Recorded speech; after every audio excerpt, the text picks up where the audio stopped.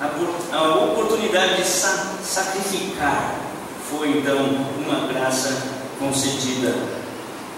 E esse texto aqui mostra então que eles o fizeram com alegria, no meio das tribulações.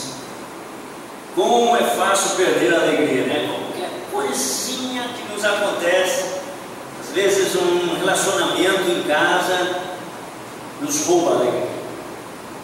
Seja marido e mulher, pais e filhos, vizinhos, parentes, a gente perde a alegria. Temos que cuidar muito com os ladrões da alegria. A situação financeira realmente é comprovado, né? Quando está tudo bem financeiramente é uma coisa, agora quando começa a apertar financeiramente, a tensão, não é? Aí o ladrão da alegria vem. Situação de saúde, está tudo bem, tendo saúde, tá bom, né? Aí de repente um caso de doença na família, tão fácil perder a alegria. E a perseguição, nós não conhecemos, nós não sabemos, nós não entendemos isso.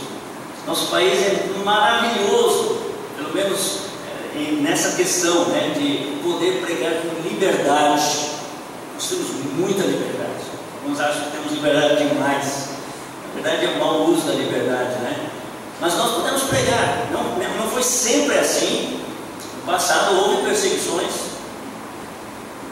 Em alguns lugares no Brasil tem mais perseguição do que outros. Mas é muito pouco em comparação com o que os nossos irmãos estão sofrendo em muitos lugares do mundo. E até mesmo na Índia, onde existem relatos e relatos de perseguições. E aqui, esses irmãos passavam muita necessidade, provações, tribulações, mas eles estavam servindo com alegria. E aí vem a pergunta, né? E nós?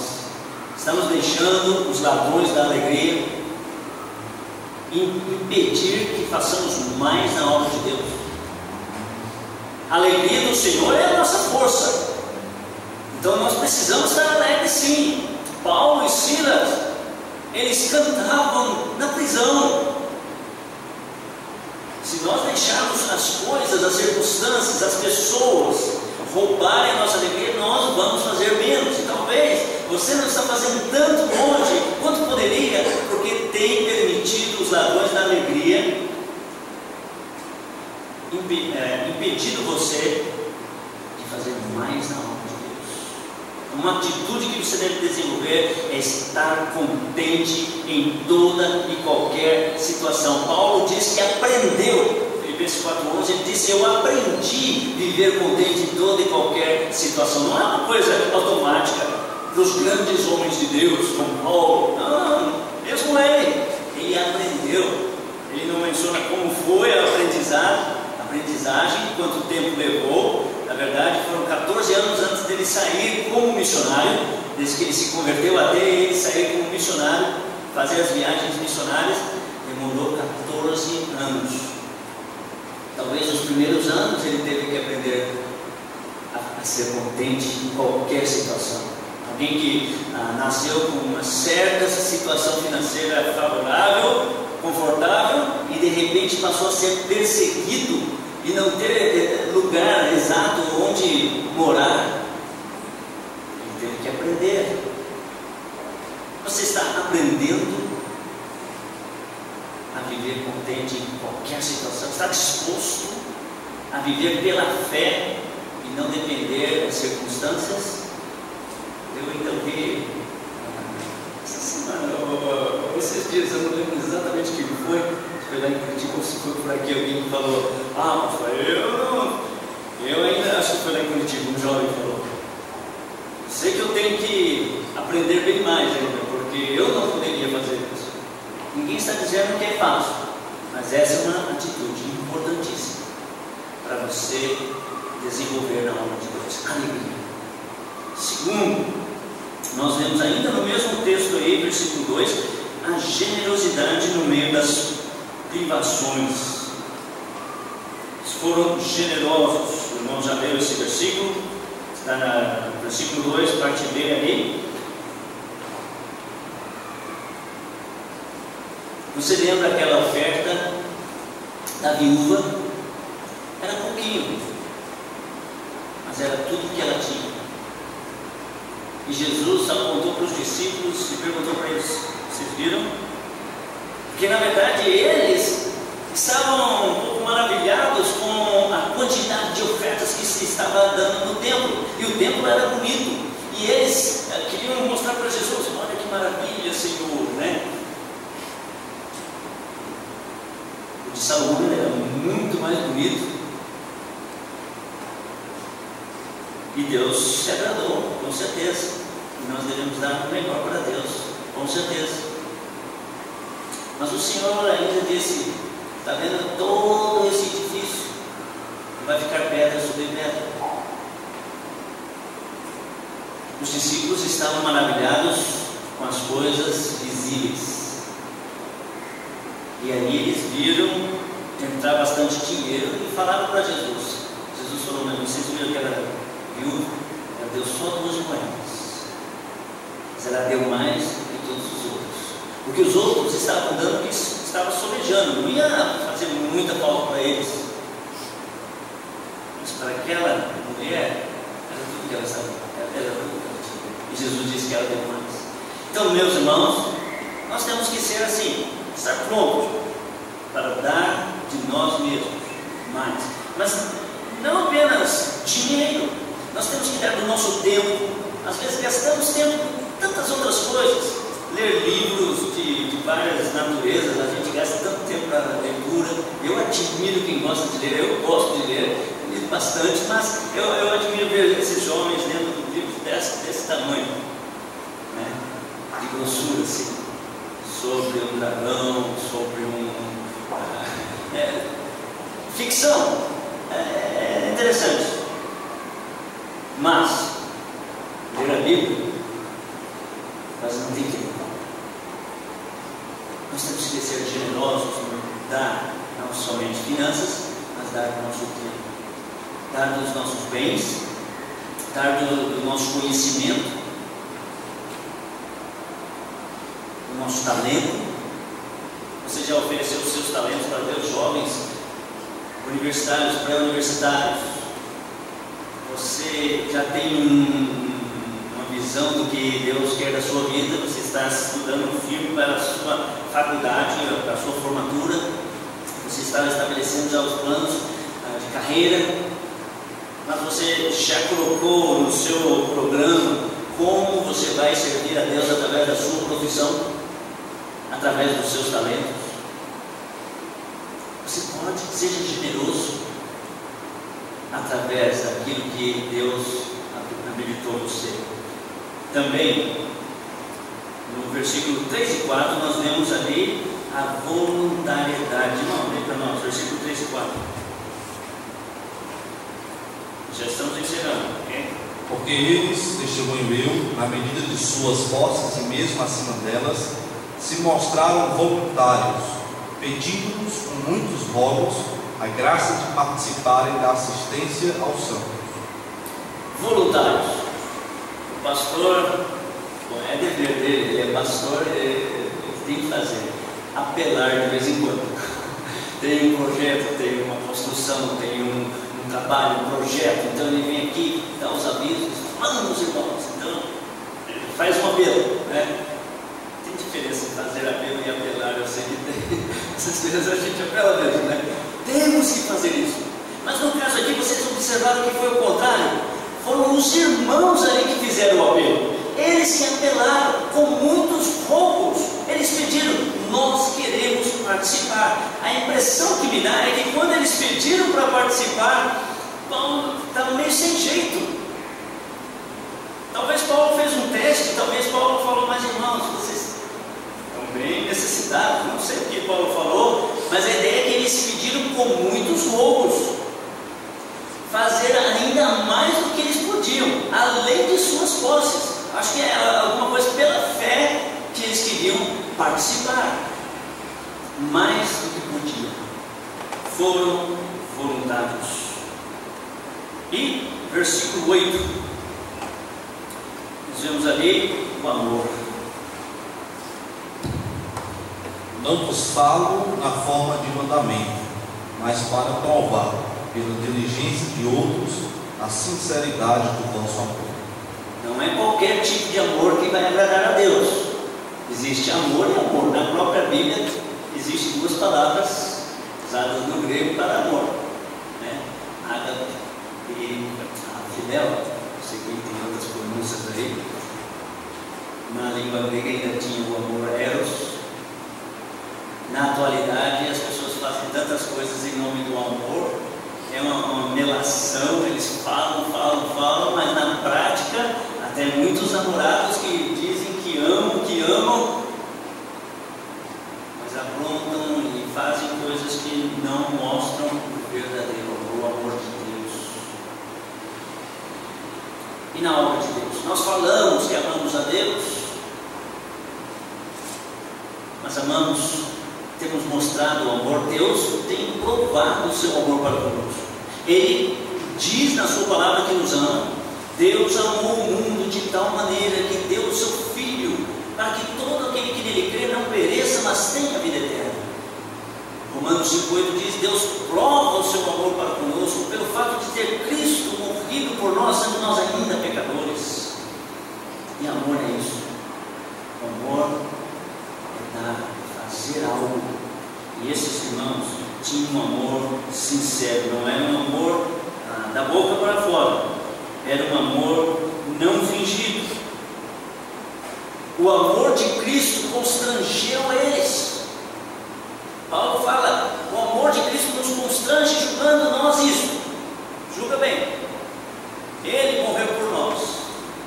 Então nós que agora temos vida por causa que Ele morreu por nós, deveríamos viver para Ele. É lógico, mas não é só uma questão de lógica, é uma questão do nosso todo, nosso sentimento, nosso entendimento e nossa vontade. O que nos leva ao último ponto aqui, que é uma determinação. Temos que partir para a ação. Uma coisa é planejar, outra coisa é pensar e sonhar, outra coisa é fazer e continuar fazendo. Os irmãos em Coríntios, eles tinham começado, tanto que Paulo usou o testemunho dos irmãos na Acaia para estimular os irmãos na Macedônia. Mas agora que Paulo estava voltando na Acaia, Paulo estava um pouquinho em conflito, porque aqueles irmãos tinham começado bem, mas por alguma razão eles pararam. Então Paulo agora vai usar o testemunho dos irmãos da Macedônia, que eram profundamente pobres, mas estavam fazendo para estimular os irmãos lá. Nota como ele une as igrejas. Paulo escreveu aos Romanos, dizendo: orem por mim, para que este meu serviço em Jerusalém, ele está falando da mesma situação, a viagem dele para levar as ofertas dessas igrejas para ajudar os irmãos de Jerusalém. Ele fala para os romanos também: orem por mim, vamos trabalhar juntos para ajudar aqueles que não estão conseguindo fazer a obra, que tem tanto para ser feito. Existe muito para ser feito, e se nós não nos unirmos, vamos deixar a desejar. Determinação, irmãos, é algo muito importante. É um privilégio servir a Deus, mas privilégio envolve responsabilidade. Eu sei, tenho ouvido o testemunho da igreja, mas meu desafio é pessoal. Ainda que não os conheço bem, e por mais que eu tente olhar nos olhos, eu não consigo ver bem. Eu não estou mesmo o óculos aqui não me ajuda muito.